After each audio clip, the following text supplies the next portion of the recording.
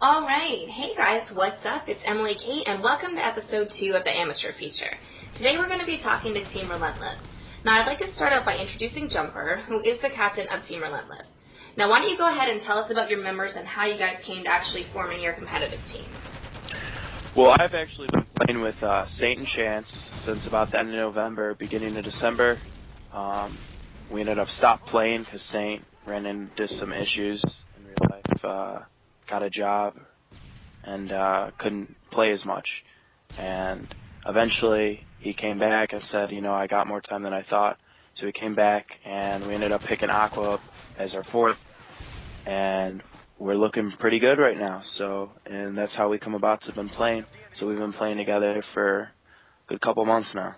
Well, that's good. I always find it good to start a team with friends, and finding that fit of a fourth is the key to chemistry, I think. Now, are you guys close to each other geographically, or are you guys spread out all over the country? We are actually pretty spread out. We have 2 players on the East Coast, which is Saint and Chance. I'm actually in the Midwest, and Aqua is on the West Coast. Oh, okay.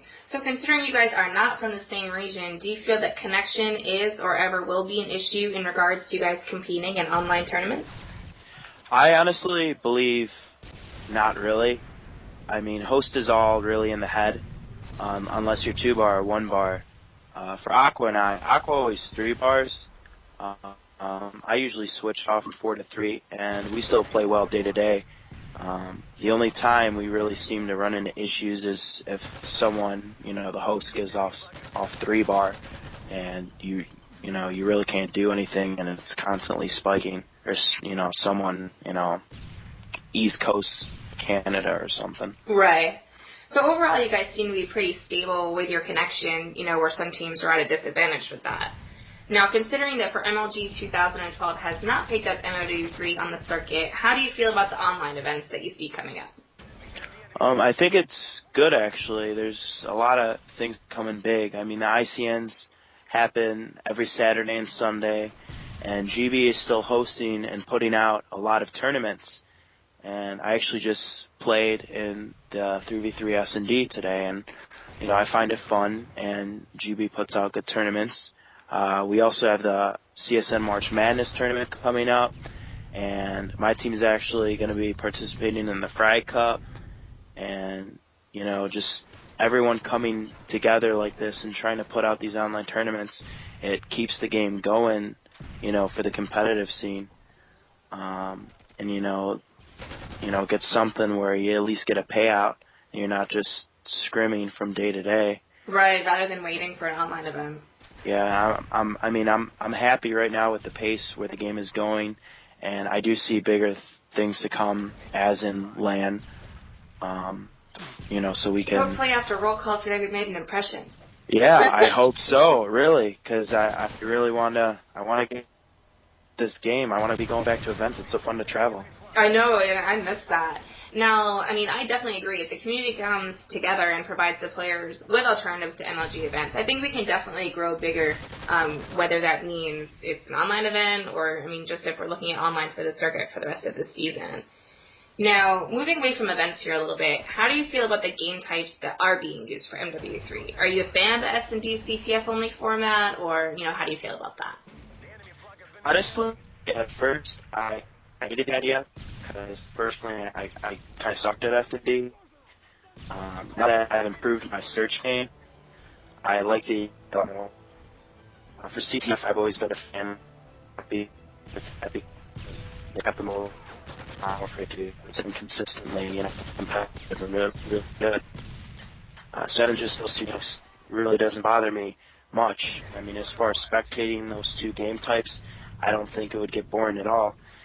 Especially not if 2 extremely competitive teams, go at it like 2 teams, like whether it's AMP teams or O teams, it really doesn't matter. I think these 2 game modes are definitely entertaining. No, I agree. Now, how do you feel about, Team Relentless's strongest game type? Our strongest game type would definitely have to be CTF. All right. Now, is that because you're just not, a big fan of S&D, or do you just not really? Well, because I know a lot of teams don't scrim S&D either. We are just better at responding. I'm not saying our S&D is bad at all. It's actually pretty to be quite honest. It's just something that we haven't worked on as much, and that's just why our CTF game is so much better. I mean, plus I got two really good slayers, Aqua and Saint, who can put up big numbers respawn mode. Right. So. Now, if the spawns were changed on MW3, do you feel that there should be any other game types implemented into competitive gameplay? I believe the only game type I could see working would be Dom. That is, if spawns were fixed and grenades actually killed both Semtex and frags. I mean, come on. I really don't think Demo is up to the standards or expectations because maps aren't really... The maps in this game aren't... They're one-sided. Towards either offense or defense, it really doesn't matter. Off the top of my head, I can think of Dome for one. Defense is completely one-sided for that. I can name off a couple more maps where it's either, offense or defense. It's totally one-sided. Now, a lot of maps on MW3, I think, are one-sided, especially for Dome being a huge one. Yeah, Demo should have got taken out a long time ago. Now, back in Black Ops, Domination was definitely interesting to watch, along with CTF, because one play can change the entire momentum of a game. Now, one last question here before we start wrapping things up. What do you feel makes a captain, or a good captain of an amateur team? Now, when I say amateur, guys, that is because a lot of times amateur players have not competed at events before. So it's not like I'm singling you guys out. It's just simply because amateur teams have never experienced the responsibility of a captain. Okay, well, from an amateur captain needs to be mature for one. I mean, your captain is someone your team looks up to for leadership, and a leader needs to display mature behavior, for your team, and ultimately other players in the community to look up to. He also needs to be someone, a captain needs to know the game, of course. I mean, know spawns, know little tips and tricks like for S&D and other things like that. And he just needs to, step up in clutch situations. He needs to be able to be a playmaker out on there and, tell people what to do. And honestly, your whole team should be displaying leadership if they're a good team. And if they know what they're doing, they should be listening to each other as well and not just one person. Exactly. Now, before we close out the interview, is there anything else that you would like to say to the viewers that are watching you out there?